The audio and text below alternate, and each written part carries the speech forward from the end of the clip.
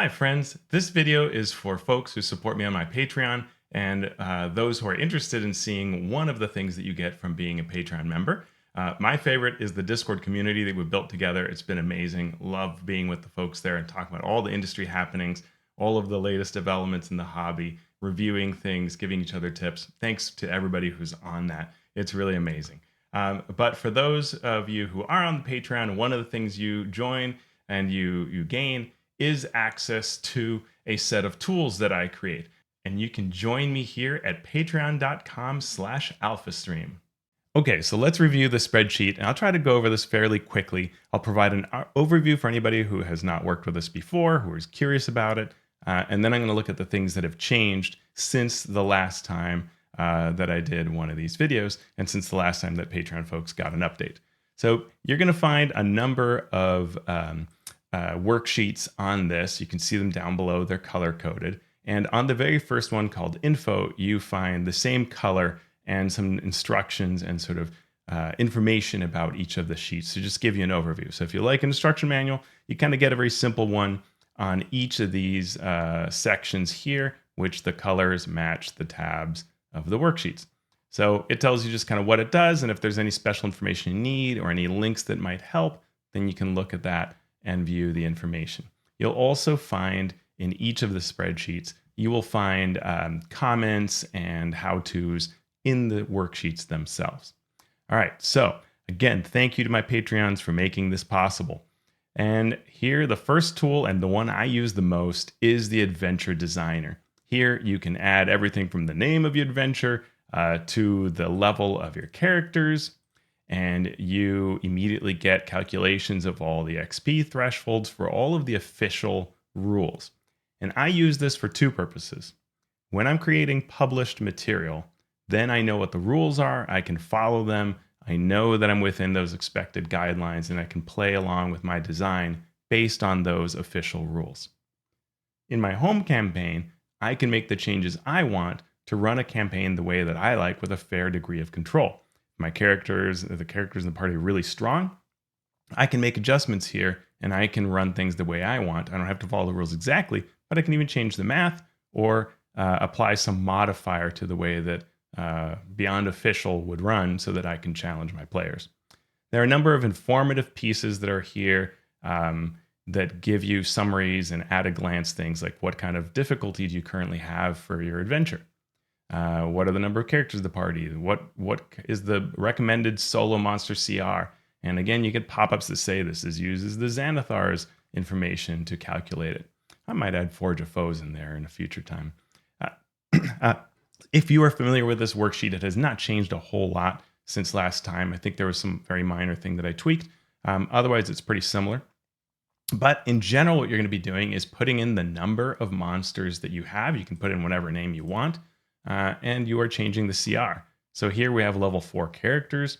They expect for a medium difficulty adventure about 1500 total XP. And you can see here that we're at 300. Now, if we had some kind of special face spider and those are CR2 and the giant spiders are CR1, then we end up at a medium challenge, right? So that's exactly the kind of thing that's going on. And you can very quickly change the level of the characters. So if they're 15th level, then all those XP values really change. And maybe we're dealing with higher CRs. I went backwards there. You can play around with sort of what you get as a result. And this uses the official multipliers. And you can always go in and change this if you don't like the multipliers. But it uses all the official rules, so you can see kind of how that ends up. And again, you get that summary. You also get a couple of other things here. It tells you what skill bonuses are going to be expected here. So if somebody's proficient, they're +5, right? Somebody can always be +0, but then they could be +15 if they have expertise and it's their primary stat and all of that. It's the rogue pick and locks. So it gives you an idea of those kinds of things for design. You can track gold in each and every encounter, and it is all added up so you can see how much is being provided. The tables from Xanathar's that tell you kind of what magic items are expected. That's all summarized here, and you can see what's expected here in these expected columns, and you can see what you have currently given out if you decide to track that for each encounter. So there's a lot of neat things, and you can track the starting amount that you have so that you can then do the delta. it's pretty neat if you're running a campaign at home. That's really useful. Um, for each encounter, we have the ability, as I said, to track magic and gold, the XP. All of these, as you fill them out, you will then end up here. It's saying what your adventuring day looks like, in case you want to use those rules from the DM or from the DMG of how many encounters they might find a day, how much XP they should face, and you can see really how hard that is against that benchmark. When they're going to level, right? So whether we've reached the point where we're going to give a level through this adventure, and a number of other bits here. So a lot of fun here on the Adventure Designer worksheet. I use this all the time for home games and for publishing. Next is the rules spreadsheet. This worksheet gives you a number of just useful things. It's like a DM screen for creators. It's not something that I'm looking at during the game. It's when I'm designing the game. And I want to think through, okay, what's the appropriate skill that I'm going to use here in this scene that I'm setting up? What are all the tools again? I don't remember what they are. Okay, here they are. What are the skill DCs, exhaustion levels? How do skill bonuses change across tiers that you can expect for people who are unskilled or who are expertise and primary skill, or who are just skilled and proficient? The tiers and experience bonus, cover rules, vision, light sources, right? You're going to find all of those kinds of helpful things in here that I find, and I put them in here every time I reference them in an adventure, right? Okay, they're going to cast Detect Magic. What are the School of Magic? How do I tell those apart? What are the underwater combat rules, mounted combat rules, all of that, list of languages, and a few other reminders here. So you'll find that, I think, very useful to look through. Conditions I use all the time, right? I'm thinking through, maybe I'm going to impose a condition in a trap where a monster is going to do it. So I want to look at that list. The traps worksheet just summarizes the rules, the expected changes that you're going to find in DC and attack bonus, depending on whether it's Xanathars or the DMG, which are slightly different in how they provide the information, and whether it's a setback, dangerous, or deadly trap, or if you go by the character level, what you can expect for damage levels. And I provide a whole table of expressions for those dice that are used commonly in traps. You can, of course, use whatever you want. But if you want to go kind of the official style, then you can see all those possibilities. Some reminders on trap rules, the XP for a complex trap from Xanathars, things like that. All of these are just reference rules, right, that you can use when you're creating. The next worksheet is monster statistics. This is really useful when you're looking at a monster to decide whether they're going to be a significant challenge to your party, right? Is this going to be a fun monster? Does it hit hard, right? Do they last a long time? So you can compare them against these tables to assess them. It's also useful when you're creating a monster to think through, how does this compare to published sources? How does it compare to DMG guidance? And how does it compare to what Teos and Mike Shea and Scott Fitzgerald Gray say from Forge of Foes? So you'll find these different tables, and they all have a variation of, providing the CR, they're organized by CR, and they give you the different statistics of a monster, right? And I've broken some things down, like the DMG just says, 0 to 1 damage per round, 2 to 3. I've given you the average as well. Same thing for hit points, so you can compare that. And then you can look at the Forge of Foes version of it. Here's what we recommend for fun challenges for each CR level. And here is what Blog of Holding calculated for the average statistics that you actually find in the Wizards of the Coast books, because those are different than what are in the DMG recommended values, because Wizards sort of has its own secret sauce for how they adjust things. So comparing those really can be helpful. If you're doing a CR3 monster, you're making one, or you're assessing one, you can see how does that compare between the, say, hit points. 60 is Blog of Holding. That's what Wizards of the Coast has on average published for the first few monster books, versus what they say for hit points is 108, right? So you can see that actually monsters don't have what it says in the DMG. They have around 60. And what does Forge of Foes recommend? Around 65, right? So those kinds of things are helpful when you're creating. There's also a wealth of information, I would say, here as to things that different designers have said on monster math and how to design monsters, or what the Blog of Holding has said in their assessment of how it kind of compares over time. You can also find a number of other useful tables here: Commage dice expressions, monster types, Mike Merle's quick and dirty rules for CR. One thing that I run into all the time when I'm making a monster is the average hit point calculation if your constitution score changes or if your hit dice change or anything else. It's kind of this moving slider. And so here you can enter the information and find it. Same thing with dice. If you're like, okay, I want to make him like, maybe this monster, she will hit for 2d6 and they have a +5. Well, what does that do, right? And so, or 3d6. So this is 3d6, modifier 5, and here's your average damage. So you can easily calculate that out. Quick encounter building rules from Sly Flourish. Average hit points for a PC at a given level. I use this all the time to think about things like, this trap tears into the party and deals each of them 5 points of damage. Do they care? And if the next encounter then is going to deal a fair amount of damage, do they care? That can be helpful. And then later, conversely, at each level of character, what is the expected damage output they might give, right? It's a rough estimate, but it's a helpful thing to sort of say, if they're supposed to tear through this door to get out of a flooding chamber, how much damage do they deal? So I use that. SRD creatures that fly, monster rolls recommended in Forge of Foes, number of guidelines that I keep a look at. Thomas Christie from D20 Play. Hi, Thomas. How does he modify the damage of his monsters based on the monster CR to kind of make up for how powerful characters usually are, which I find really interesting that he multiplies out damage by a certain amount based on how high a level the characters are. So you can try that. A number of other useful tables here that you will find and hints and tips. So I love the monster statistics. This is another one that I go to all the time as I design. Brand new is the 5e Monster Designer. And this is something that is probably, it's not perfect. It's just a useful tool to help you as you create monsters, as you design your own kind of homebrew monsters or for publication. It does use the DMG rules, so it is kind of publication ready. And it teaches you also how to use those rules. It talks about the different methods, which are quite tricky because sometimes you get to choose, do it this way or do it that way. So there is this full explanation column that shows you that. There's also a column called expected for CR. And this is the value that you would expect given the CR that you early on put in. You put in your name, the CR you're thinking the monster will be, and it starts telling you these expected values. So that as you design, you can go and think, well, the DMG is saying this. What should I actually be using? And you have all the tables to the right side that you can scroll over and refer to as well for more detail. But we can figure out, okay, we're making a large elemental creature, and all of these have, drop downs that you can, scroll through and make choices, based on your size.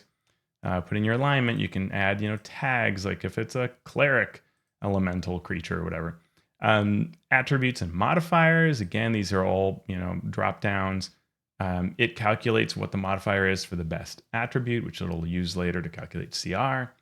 Armor class, hit points. It tells you, this is the range you're expecting, and the number of hit dice. And so these are the hit points that it feeds to you, which you could change, right? You can make it higher or not, but this does that kind of math that I was talking about, that tricky math, where if we say, actually I want 11 hit dice, well, then this is what the hit points look like, and so on. Speed, and I just provide these are just written in, and I give you hover as an example in case you forget exactly how to write it out. There it is. And you get reminders here. Saving throws, if you want to give a saving throw, then this is kind of how you can format it here. So you can just the drop down and it'll calculate out the bonus for you. I don't protect my formulas, and you can see what I did so that you can tweak it and play. If you're an Excel wizard, play around, it's fine. By the way, this works great in Google Sheets. You can just upload it and it'll interpret it fine. Skills, if they get skill bonuses for the monster, if they get vision, vulnerabilities, resistance, you can write that all here. It calculates out your passive perception. This is based on the expected proficiency bonus. And it's initially that value, but you could give it a boost for some reason. Attack bonus and damage bonus, these are the expected values. And now we get into a bunch of attack sequences. And I basically just give you 4 blocks that I use when I'm creating a monster. I'll look at these, kind of 4 things is about as much as I want a monster to do. Often doing less. But I have these 4 spots where I can just say, okay, icy fists, and it's a melee weapon attack, again, from a drop down. And its attack is based on dexterity. So therefore, instead of the +4 that it would be expected based on CR, it's at +5. It's a little more accurate. The die size is D8. So here's your average die. Number of dice. The damage is coming from bonus from dexterity, it's cold damage, and you get the whole output here. And number of times I can do this, 2. I'm doing 2 attacks with icy fists, right? And then my average damage is now 24. So it does these calculations for each of these, and you could do a ranged spell attack or just do something that's sort of like a saving throw type thing. I haven't perfectly dealt with non-attack forms, like where it's a saving throw, but you can still use all of these to calculate out what matters, which is that down here we're going to get to a sort of a calculation of on a round, what is the average total damage we're doing across 3 rounds. And also the largest attack bonus. And we're going to use this to do the calculation of the CR. Also here, it tells you a reminder on what the DCs should be like. So the expected is 13. But if you're basing it off your strength, then hey, look, it's lower because that's what's fueling it. Or if it's off your, it could be higher if it's off of some ability score that's even higher. So you get to compare these and choose if you're looking at what DC to use. Places for traits and other bits to just write some text in here if you feel like doing that here. I usually just do this in whatever final document I'm doing. Final challenge rating calculation. So what it does is it reminds you what the expected values are. And here you get to enter what your, or it pulls as well, but you get to sort of decide, okay, my actual hit points is 102. Now in this case, I've done it really nicely. It's the expected value. It's within that range, so it's fine. Same thing with the AC. But if my AC were higher, then my CR would be different, and I would have a different final defensive CR. Similarly, on the offensive side, this is my average damage per round. My average attack is a little bit higher, but it's not enough to throw it off. So my final CR ends up being what I wanted it to be. But if it weren't, then I could go back and decide what I want to change, right? Like if my offense was too high, I could go back and say, well, I'm going to lower the damage or I'm going to raise the CR. This is a CR4 monster. So that's the beauty of all this. The calculation at the end, if you like to kind of play with that using the DMG rules. And then the XP value at the end. You get a little sort of feed out here where you can sort of see what it came up with at the end. This is not perfect, but I don't know how 2024 will change monsters, if at all. So I'm just going to kind of use this. This has been really useful for me. This is at a really good point where folks can give me feedback, play around with it, see how it works, and see whether it does make sense to sort of improve it a little more beyond where it is now. I don't ever expect it to like generate a full perfect stat block or anything like that, because I think when I'm using it, I'm just looking for this kind of assistance. But let me know what you think. Also new is additions to this magic items worksheet. Magic items and treasure rules gives you sort of basics from what both the DMG say, Xanathars, and then analysis by folks like DM David looking at, how many encounters can you expect to get this gold and what do you really end up every level? And so if you kind of break it all down, you can sort of figure out what you can expect at different levels of play. And some reminders of things like what's the magic item rarity you expect, right? So an uncommon, that can be at any level, but if your rare item, you're sort of expected to be level 5 or higher, right? Those kinds of reminders.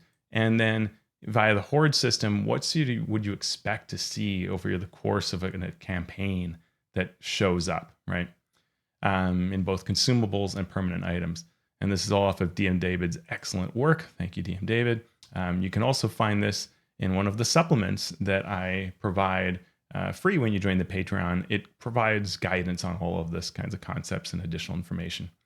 But the new part is this magic item design section where it looks at the DMG rules and other guidance, both my own and from folks like James Intercasso, who has this awesome article on D&D Beyond, looking at how you design a magic item, because it's kind of loose, but then in some places rigid. So this reminds you of things like that rarity per by rarity, what you could expect is sort of the maximum power of a spell that it could contain, the maximum bonus to attack and damage weapon or something like that may have, and the PC levels you expect to have the item, and the value of the item if they were to sell it. And then some tables on expected spell damage. So, hey, if I'm a rare item and I'm 6th level, spells in it or equivalent, what does that really look like? Well, up to 10d10 or 11d6 for multiple targets, right? So if I'm emulating a spell, then I can refer to this as well.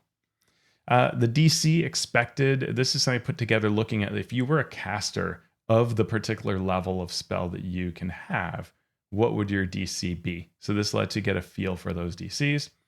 I like to have some reminders of things to ask myself about magic items. So that's what you find in this box. And then this is just really a breakdown of the stat block, if you will, of magic item and all the different elements. And so when I'm going through and creating, this is what I use. Last two worksheets, NPCs. These are left over from the original.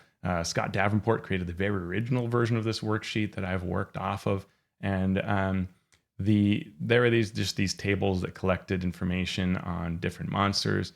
It's not doesn't contain news sources or anything like that, but just very basics of that it can be helpful to say like, oh, I'm going to filter and pick, all of the beasts or all of the undead, and I'm going to see, beasts and undead, right? And so I chose both of those, so here are all the beasts and undead. So I find that useful sometimes in looking for monster. Similarly, I find a lot of times in adventures I'm using NPCs, and when I know which ones come from the monster manual and then I can check and make sure that they're open content, and then I can, go off of their CR. So I need, some sort of CR2 NPC. Well, here are the options, right? And then I can decide which ones I want to use.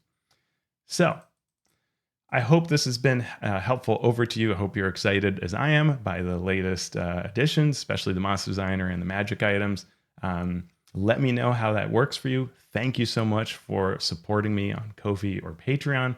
Really greatly appreciate it. You keep me doing the good work that I try to do, and it's a really fun community. Thank you all.